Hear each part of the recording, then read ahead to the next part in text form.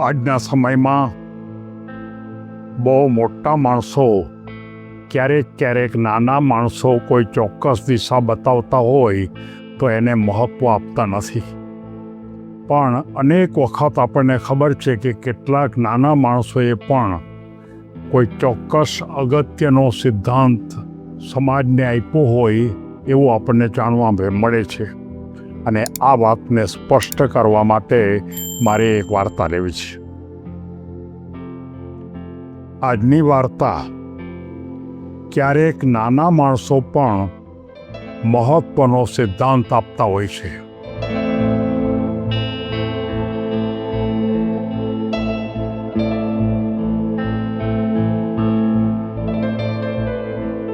કોઈ એક શહેરની અંદર એક સારા બહુ મોટા એન્જિનિયર, સિવિલ એન્જિનિયર કોઈ એક રસ્તા ઉપરની ડિઝાઇન બનાવવાની તૈયારી કરતા હતા. પણ રસ્તા ઉપર એક વળાંક એવો આવતો હતો કે જે લગભગ 90 ડિગ્રીએ એ વળાંક આવતો હતો.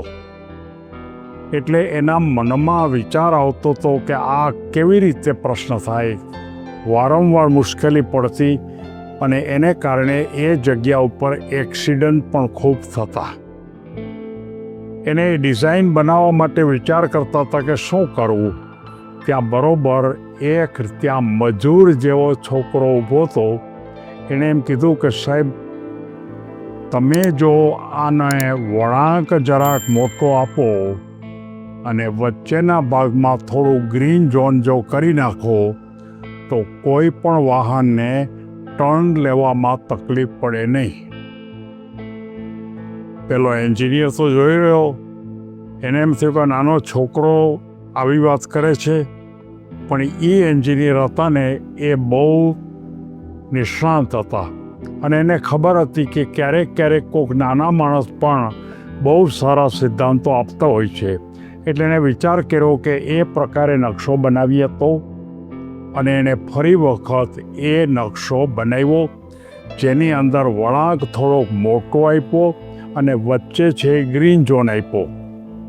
અને એ રીતે નકશો તૈયાર કરવાથી એણે વિચાર કર્યો કે ખરેખર આમાં એક્સિડન્ટ થશે નહીં, કારણ કે વળાંક મોટો છે અને બે બાજુએ વળાંક સરખો જ થતો હોવાને કારણે અંદરનો વળાંક અને બહારના વળાંકમાં ખાસ ઘણો બધો સારો હોવાને કારણે વાહન છે એમાં કોઈ પણ પ્રકારની તકલીફ થાય નહીં. અને એ રીતે નકશો બનાવ્યો.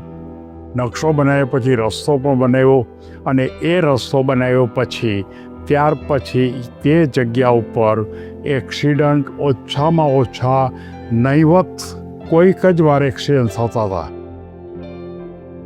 બધા જ માણસોએ આ એન્જિનિયરની જે કલા હતી, એની જે ટેકનિક હતી, એના ખૂણ વખાણ કર્યા. ત્યારે એ એન્જિનિયરે એમ કીધું કે આ મારી વાત નથી. આ એક એવો છોકરો મજૂર હતો અહીંયા કે હું અહીંયા જ્યારે ખરેખર રસ્તાને જોવા માટે આવ્યો હતો ત્યારે એ છોકરો મારી પાસે આવી અને મને એમ કીધું કે તમે આ રીતે કરો. પહેલાં તો મને પણ એમ થયું કે આ તો નાનો છોકરો છે, એને શું ખબર પડે.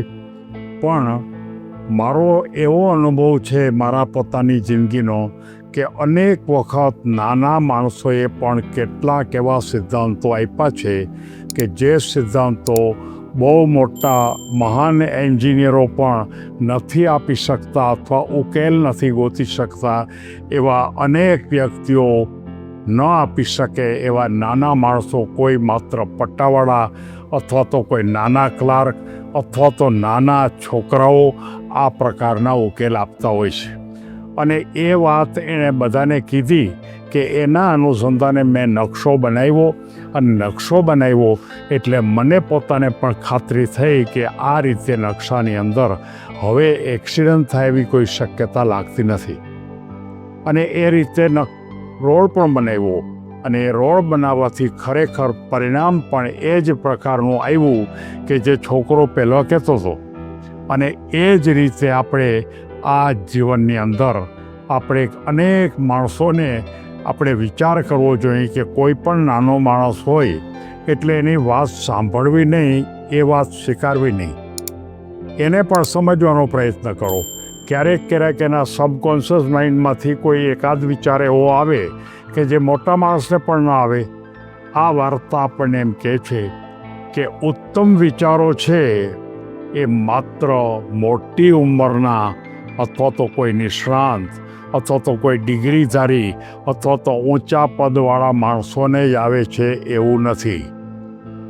દરેક વ્યક્તિ નાની કે મોટી એની એક ચોક્કસ ખાસિયત કુદરતે આપેલી છે. સાંભળવાની ટેવ તો રાખવી જ, અને સાંભળ્યા પછી એનો અમલ કરવા માટે વિચાર ચોક્કસ કરવો. નાનામાં નાની વસ્તુમાંથી પણ જો શીખવા માટેની ટેવ જો વિકસાવો તો કેટલીક વખત આપણે બહુ મોટા પ્રશ્નો પણ ઉકેલી દેતા હોય છે. દરેક વાતચીતને માન આપો. દરેક વાત કરવા કોઈ આપણી પાસે આવે તો એને અવગણો નહીં, અને વિચાર ગમે ત્યાંથી કોઈ પણ ખૂણામાંથી આવે તો એ વિચાર જે છે એના વિશે વિચારવું તો ખરું જ. અહંકાર છોડી દેવો. આપણે બહુ મોટા છે એવું માનવું નહીં, અને નવા વિચારને પણ સ્વીકારવા માટેની હિંમત રાખવી. નાની સૂચનાથી પણ મોટા પરિવર્તનો આવી જાય છે, આપણને ખબર છે. અને ખુલ્લા મનથી જીવનમાં નવી તકો પણ આપણને મળે છે. આપણને એ પણ ખબર છે કે એક વખત અવકાશની અંદર યાન ગયું અને ત્યાં કોઈને કોઈ નોંધ કરવા માટે બોલપેનનો ઉપયોગ કરતા, પણ વારંવાર એ બોલપેન છે ત્યાં સુકાઈ જતી, એટલે લખવાની તકલીફ પડતી. ફરીવાર એને કોઈને કોઈ રીતે પાછી બીજી લેવી પડતી. ત્યારે એક વૈજ્ઞાનિકે એમ કીધું કે આ બોલપેનથી લખવામાં ત્યાં તકલીફ પડે છે. ત્યારે એના પટ્ટાવાળા એમ કીધું કે તમે પેન્સિલથી લખતા હો તો.